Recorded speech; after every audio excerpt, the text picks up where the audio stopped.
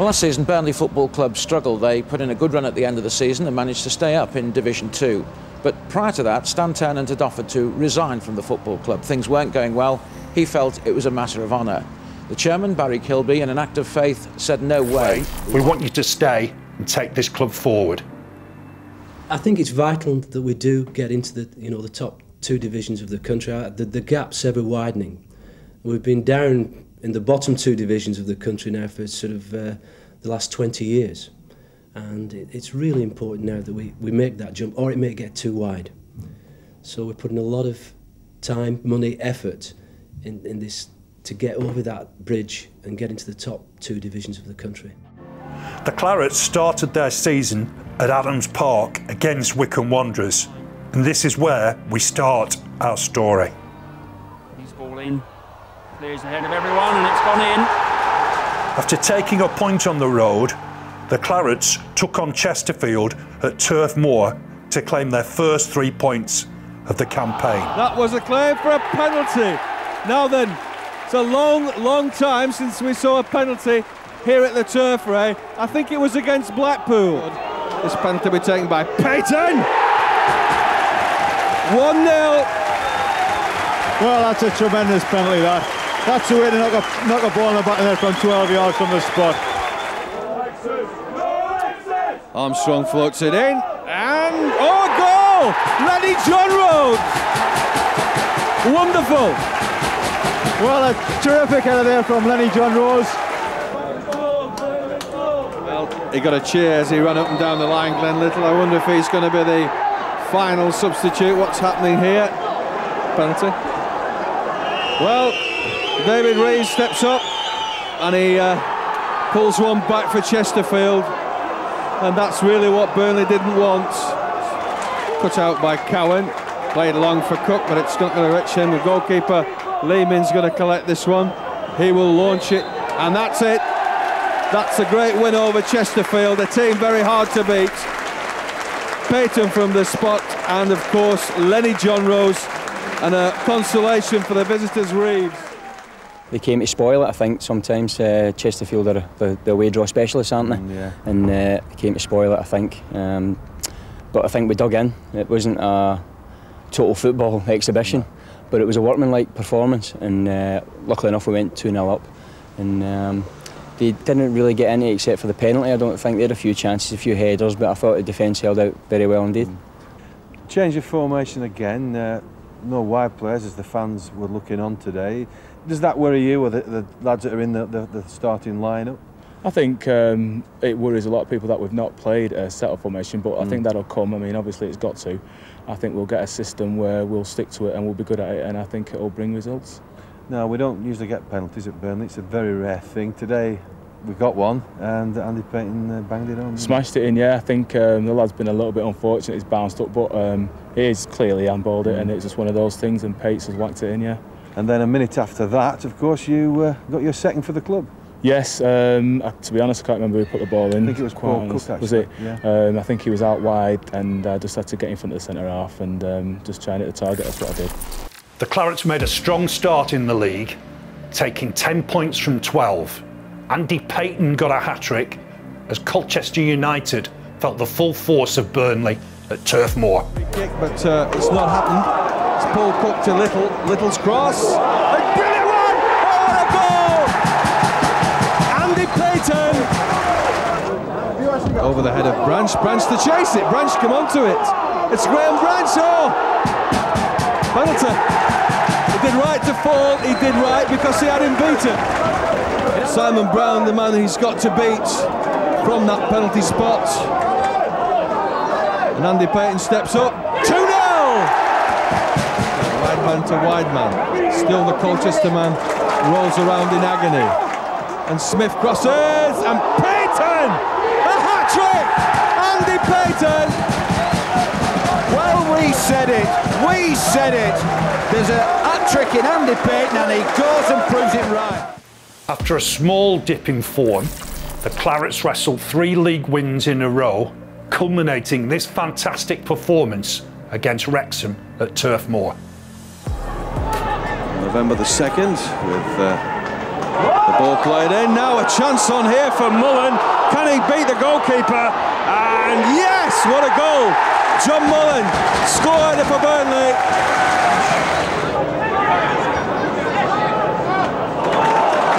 Now Mickey Mellon again, and there's a bit of space for the former Blackpool player. Mickey Mellon still going, the goalkeeper out.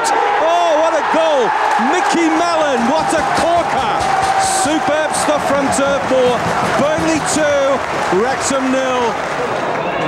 Now here's Mullen, left-hand side for the Clarets. The ball to the back post. The goalkeeper struggling, and another goal for Burnley.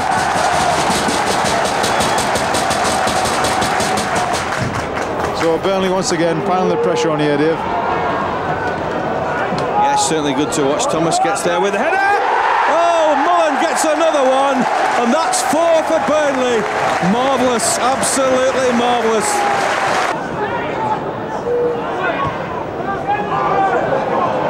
Here's Graham Branch, just turns and a run, likes to run. Does Graham Branch at the defences, and one for Lee on that far side. Crosses in first time. Oh, Davies. Oh, goal! Hey, Graham Branch. Well, would you believe it? A superb cross from Alan Lee there, and Graham Branch dived in, a foot off the ground, and it flies in by the net. Well, after league wins against Blackpool, Wycombe and Derby County, the Clarets welcome the Bluebirds. And Little, still Glenn Little, he's got a time to pick his spot here.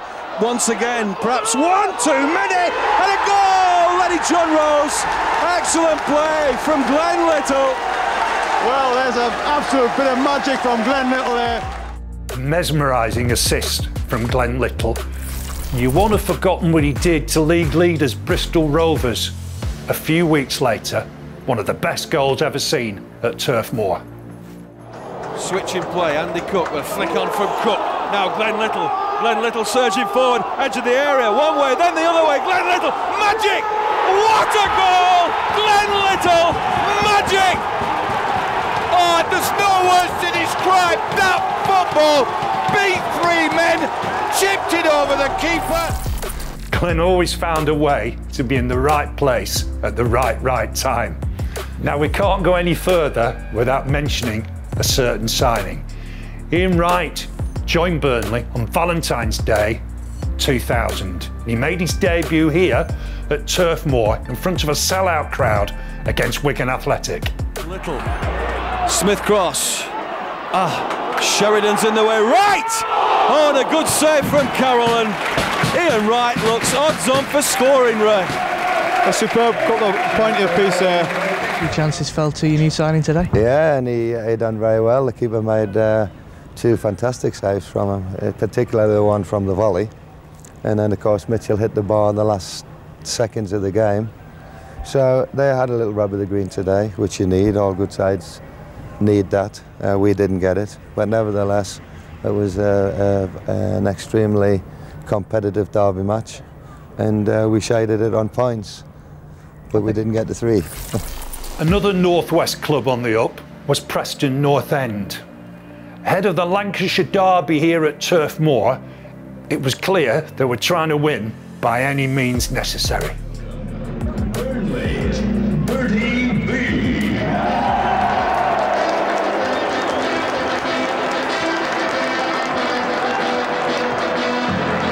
Well, here he comes, Bertie B. It's like with the troops. And it looks, David, as though he's being stretchered onto the field, not stretchered on. Andy Payton, I'm not sure about this. Got to keep him active. Oof. Let's go. With a bang. Oh, it's Bertie B well in front here. Very agile. Oh, cheating. He'll be disqualified for this. I'm sure that's a player in that outfit of Bertie B. He looks so fit. And the troops getting involved. No, I think it might be John Gale, the former Claret. Why should England tremble, David, when we've got mascots like this? And he's moving the obstacle course, can you believe that? And they're rattling through that obstacle. And Bertie comes out to great cheers. And he's just going to attack his Andy Payton.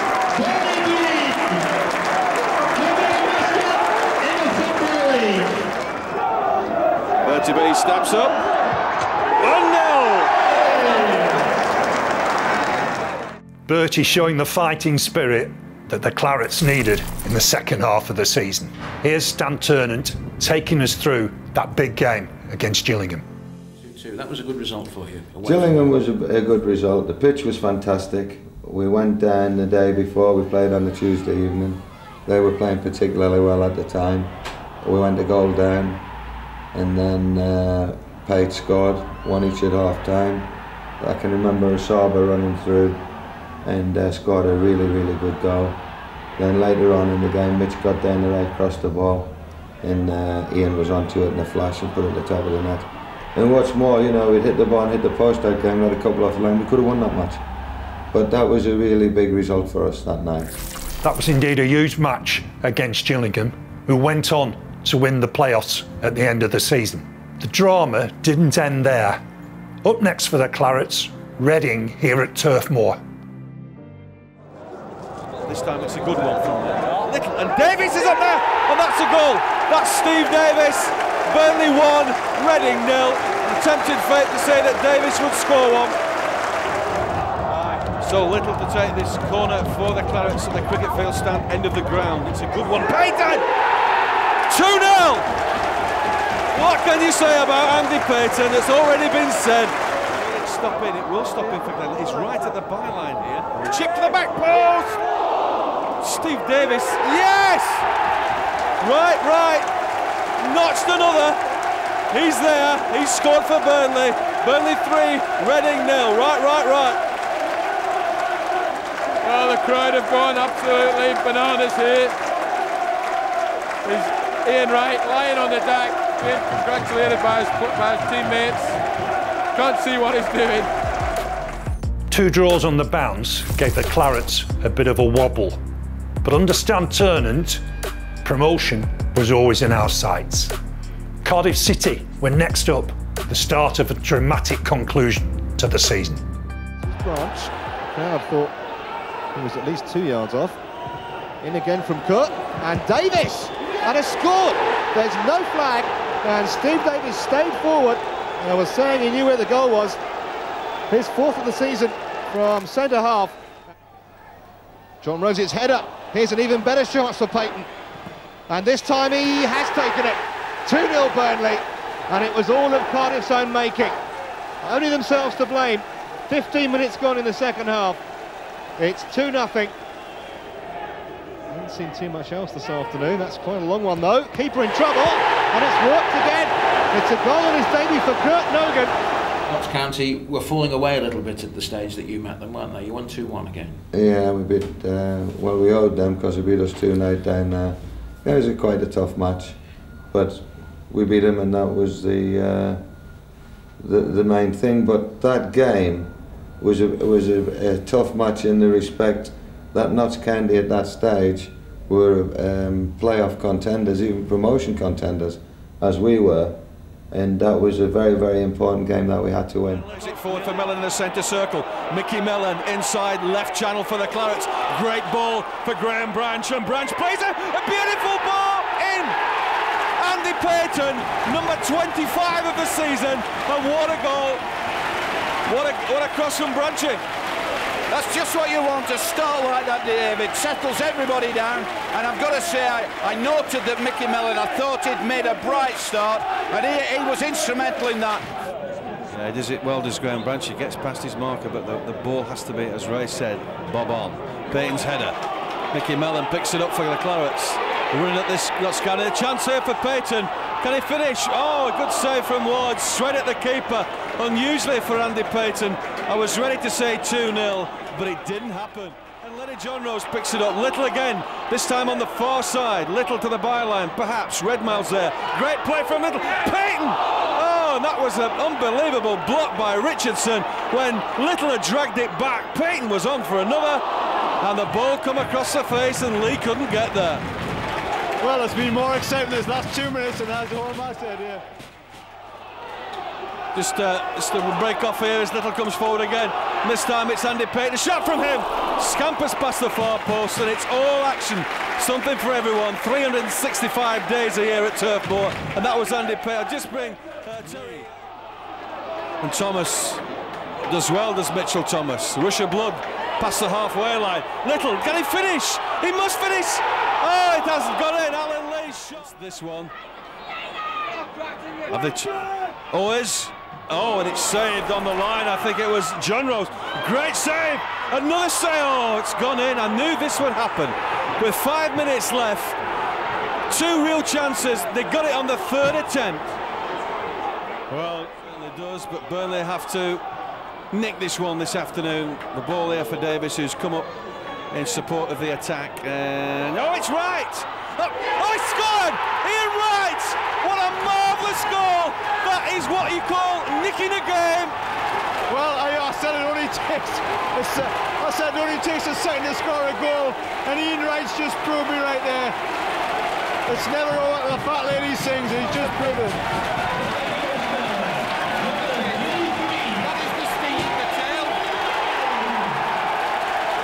Ian Wright, would you believe it?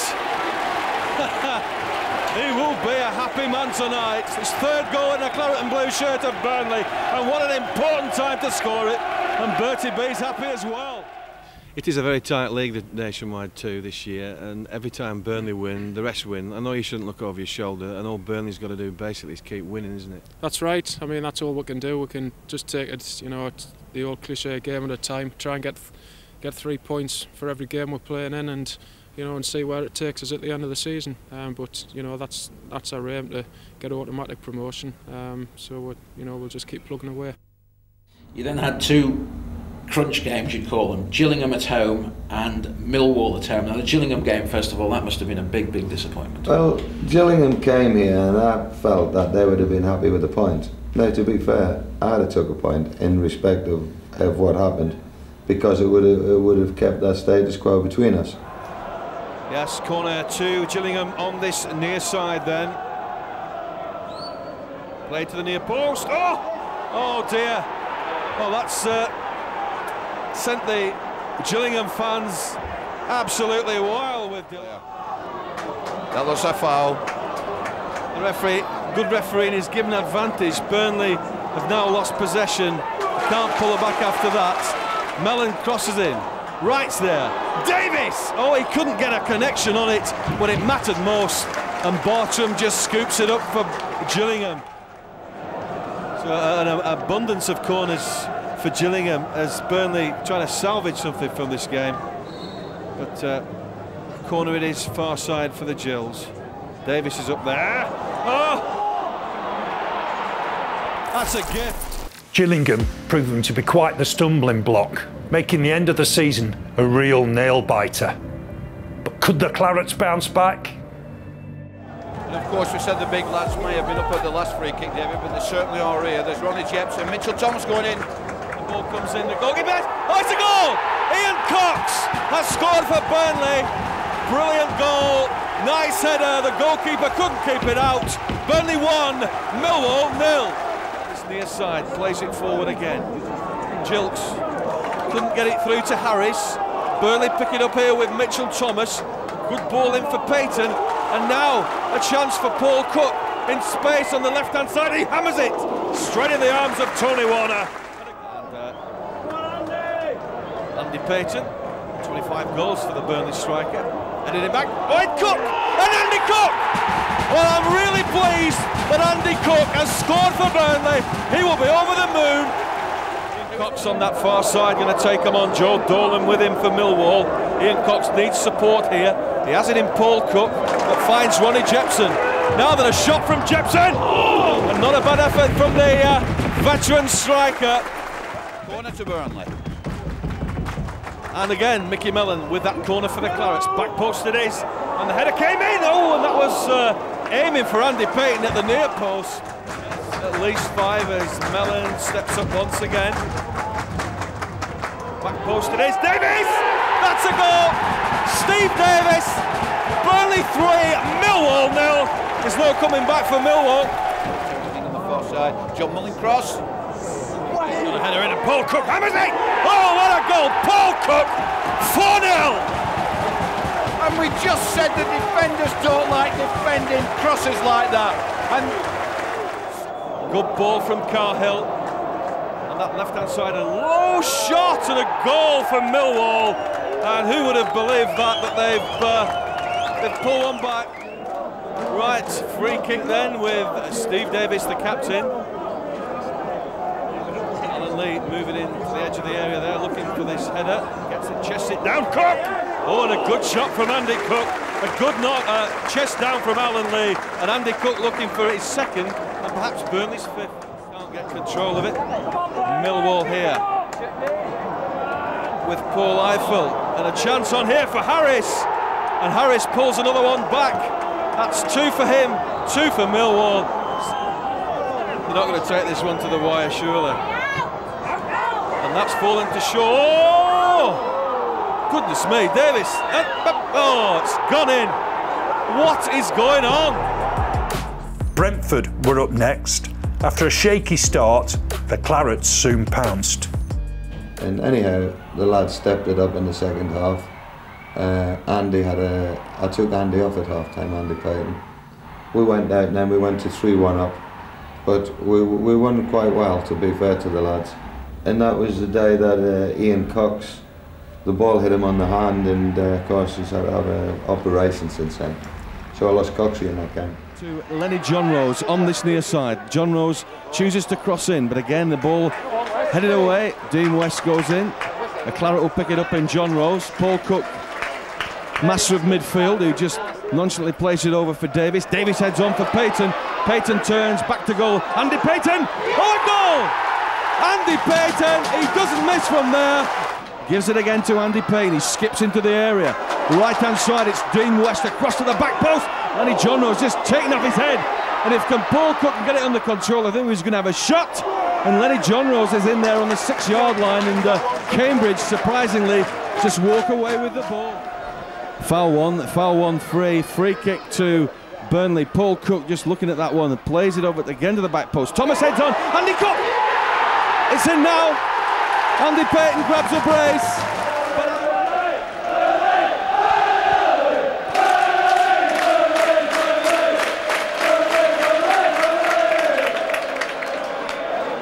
That's Glenn Little now.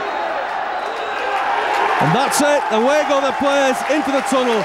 The fans have done exactly what they said don't do. And Burnley have a comfortable 2-0 win here at Turf Moor against Cambridge United. All the Clarets had to do now for automatic promotion was win at Scunthorpe United and hope Gillingham lost points at Wrexham. At that stage, all we could have done was win, and that would have forced Gillingham to win. I knew Wrexham were on a good run. They'd gone 4, they weren't conceding goals. We'd been the last 5 or 6 matches away from home, we'd won them. So when I got up on Saturday morning, unusually for me, I felt like, hey, okay, and I came down to the ground, we got off, it was nice and relaxed. We'd done all our team play, we knew exactly what we were going to try and do, and it went to plan. Well, he did well to come away with it, Harsley. Richard Logan plays it in. Now here's a chance on for Lee Hodges, who shoots! Oh, a goal from Lee Hodges outside the penalty area. That was a screamer, and that is what Burnley didn't want. Oh dear. 20 minutes gone. Scunthorpe United 1, Burnley 0. Cook with that one. Shot from Mellon! What a goal, Mickey Mellon! They don't come much better than that one. Mickey Mellon equalises for the Clarets. A real rocket on 40 minutes. The Burnley fans have invaded the pitch.